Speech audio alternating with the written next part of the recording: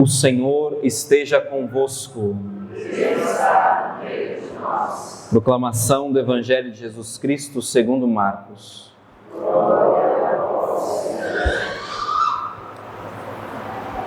Naquele tempo, o Espírito levou Jesus para o deserto, e ele ficou no deserto durante 40 dias, e aí foi tentado por Satanás.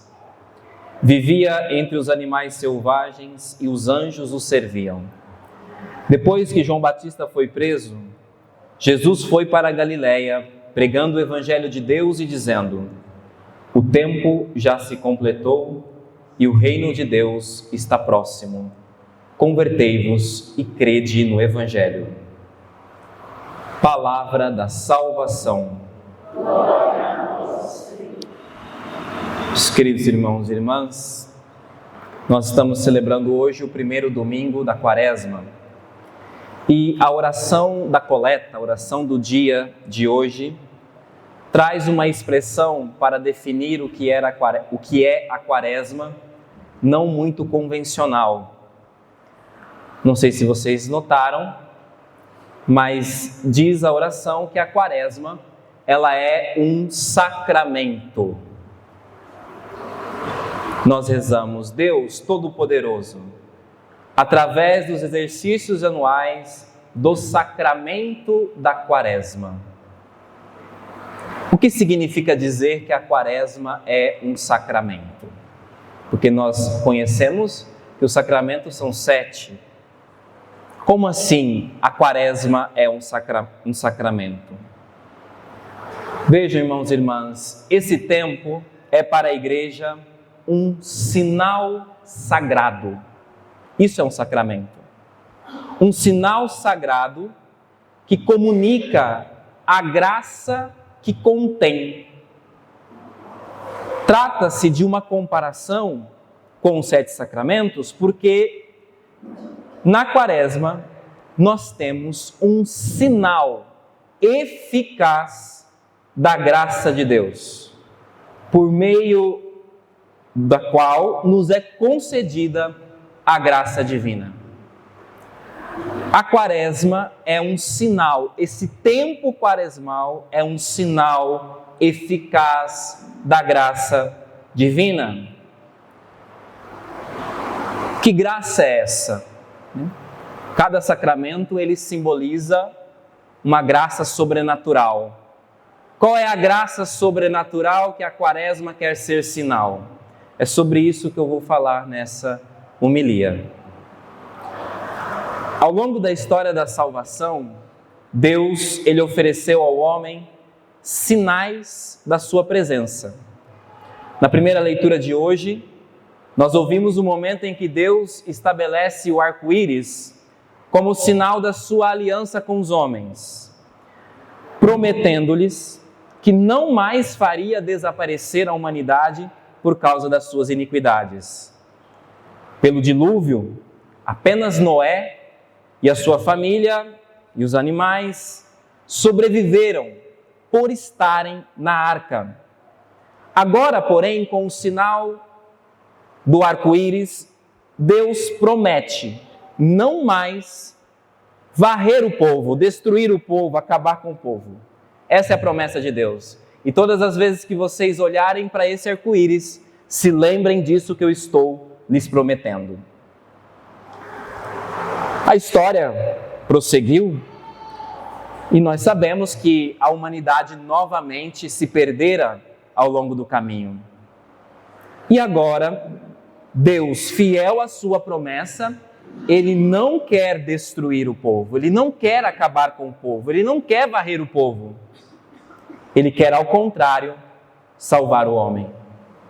Porque, como diz o profeta Ezequiel, eu não quero a morte do pecador, mas eu quero que ele volte, se converta e tenha vida.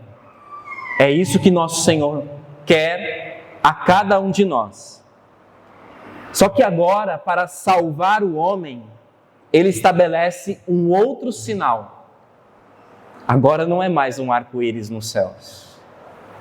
Agora trata-se de um sinal definitivo. irrevogável. Um sinal que também une terra e céu. Trata-se do sinal da cruz. Esse é o novo sinal que Cristo estabelece para salvar o homem. Cristo morreu uma vez por todas, diz a segunda leitura. Morreu uma vez por todas por causa dos nossos pecados, o justo pelos injustos, a fim de nos conduzir a Deus. Vejam, o sinal mudou. E agora um sinal muito mais eloquente. Um sinal muito mais poderoso para salvar a cada um de nós. O sinal da cruz. Santa Catarina de Sena, patrona dessa igreja, ela tem um ensinamento muito pertinente nessa direção. Ela diz assim que a humanidade estava mergulhada num rio de pecado. Eu quero que vocês imaginem esta cena. Um rio de pecado e nós todos lá dentro. Imaginem essa cena. E Deus Pai diz para Catarina assim: não tem como salvar o homem, tirar o homem dessa condição. Então eu vou realizar uma obra. Eu vou construir uma ponte. Uma ponte para que os homens e as mulheres saiam dessa condição de pecado. Saiam dessa condição de miséria. Saiam desse rio de pecado. Essa ponte, ela vai permitir o homem atravessar o rio e chegar ao outro lado, salvo. E o outro lado é o céu. Diz Catarina de Sena que essa ponte é Cristo e Cristo crucificado. É o sinal no qual nós somos chamados a subir para atravessar esse rio de pecado. Portanto, irmãos e irmãs, se nós queremos, nesta quaresma, abandonar os nossos pecados, de fato vivemos uma conversão verdadeira, abracemos o sinal da cruz de Cristo. É por meio da força dela, é pelo poder da cruz que nós somos salvos, que nós somos libertos, que nós somos renovados. Este evento da cruz, ele se transformou para nós num sacramento, né? Esse sim, é realmente um sacramento. E trata-se do nosso batismo. Onde que nós experimentamos o poder da cruz? Quando fomos batizados. No batismo nós fomos sepultados com Cristo, na morte com Cristo, e pelos méritos da cruz de Cristo, nós renascemos. Nós nos tornamos criaturas novas. Isso aconteceu conosco no batismo.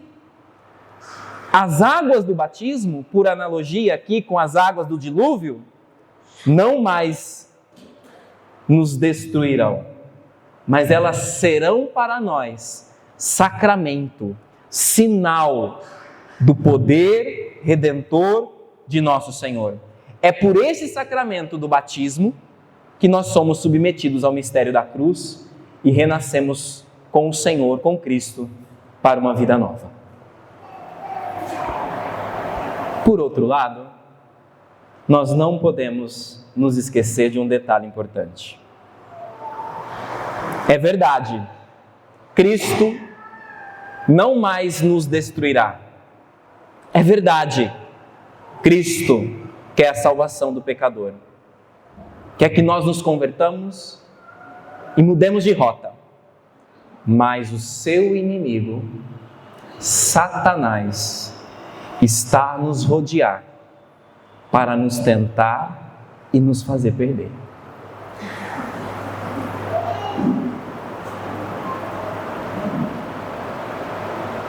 Cristo, no Evangelho de hoje, ele foi tentado por 40 dias pelo demônio, para nos dar a saber que da mesma maneira que existe um plano de salvação, existe um plano para nossa perdição e condenação.